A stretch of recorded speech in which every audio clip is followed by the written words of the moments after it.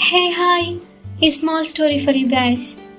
And అంతకన్నా ముందు నాకు ఒక చిన్న డౌట్. అదేంటంటే, ఒకే సమయంలో ఇద్దరి వ్యక్తుల మీద ఒకేలాంటి సేమ్ ఫీలింగ్ కలుగుతుందా? ఒకవేళ కలిగితే ఆ ఇద్దరిలో ఎవరిని మనం ప్రేమిస్తున్నట్టు? వినడానికి విచిత్రంగా ఉన్న ఈ రోజుల్లో జరుగుతుంది ఇదే కదా. This is a real incidents in one's life. And story చివరి వరకు వినండి. ఇది విన్న తర్వాత మీ అభిప్రాయాన్ని కామెంట్ బాక్స్లో ట్యాప్ చేయండి.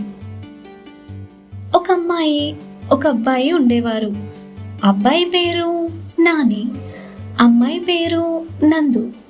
వాళ్ళిద్దరూ 4 years నుండి లవ్లో ఉంటారు. ఇంట్లో వాళ్ళని ఒప్పించుకొని పెళ్లి చేసుకుందాం అనుకుంటారు. కానీ ఆ అబ్బాయి లైఫ్లో ఇంకా సెటిల్డ్ అవ్వలేదు, జాబ్ లేదు. ఆ అబ్బాయి మంచి జాబ్ తెచ్చుకొని అమ్మాయిని పెళ్లి చేసుకోవాలి, వెల్ సెటిల్డ్ అయ్యి అమ్మాయికి ఎలాంటి లోటు రాకూడదని మంచి జాబ్ కోసం ట్రై చేస్తూ ఉంటాడు.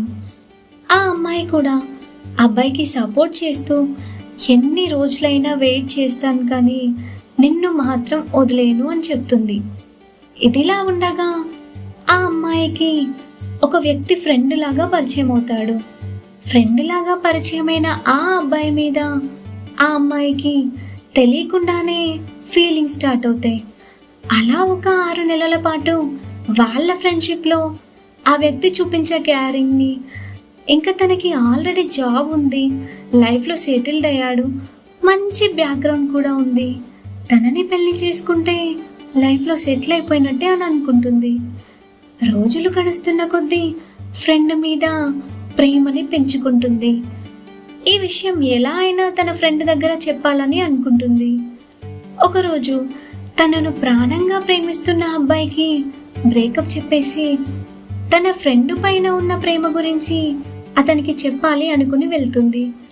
తనను ఎంతగానో ప్రేమిస్తున్న ఆ అబ్బాయిని మోసం చేసి తనకి ఫ్రెండ్ లాగా దగ్గరైన ఆ అబ్బాయికి తన ప్రేమ విషయం చెప్తుంది.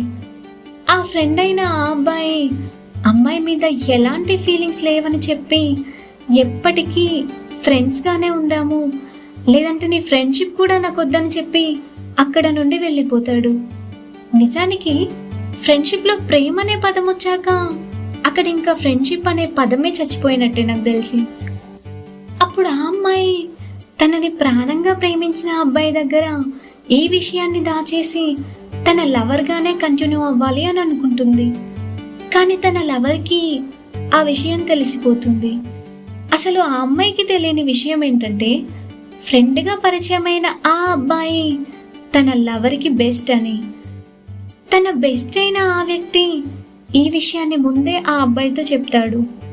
చివరికి ఆ అబ్బాయికి తెలిసిపోతుంది అసలు ఆ అమ్మాయి ఇద్దరిలో ఎవరిని లవ్ చేయలేదని, లవ్ అనే పేరుతో వాళ్ళ ఇద్దరిని వాడుకోవాలని చూస్తుందని. సో ఫైనల్గా ఆ అమ్మాయి తనకి ఉన్న ప్రేమని నిలుపుకోలేకపోయింది, ఉన్న స్నేహాన్ని కూడా పోగొట్టుకుంది.